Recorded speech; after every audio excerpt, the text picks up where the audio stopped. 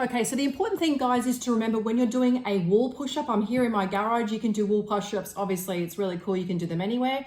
The really important thing about push-ups, guys, and I want to show you the hand position, which is incredibly important to get the hand position correct, in the correct position first, is absolutely paramount. So how do we do that? So one way we can do, I'll just take a few steps back here to show you, is I'm going to take my arms out to obviously I've got to the wall there, but to shoulder level. Then we're going to bring our hands forward.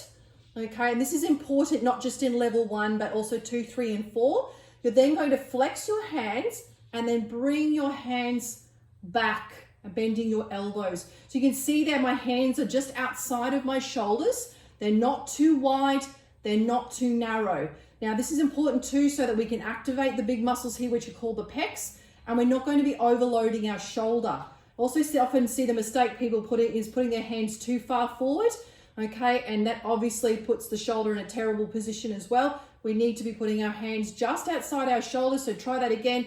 Arms out either side, bringing forward, flexing that finger, and then we're going to bring it back just outside of the shoulder. So what does that now look like?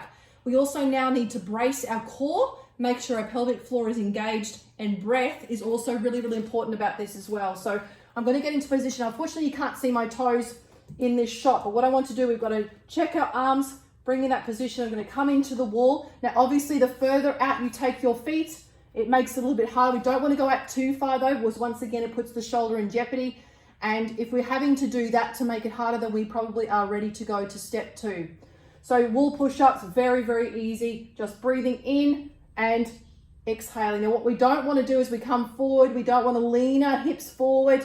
We want to keep that core, that pelvic floor nice and contracted. So breathing in, engaging pelvic floor core here, and then pushing away from the wall. So very, very, very simple, but we need to be able to draw a line from our shoulders all the way to our toes, and keeping that nice straight line and tight core. So that is the wall push-up, very, very simple.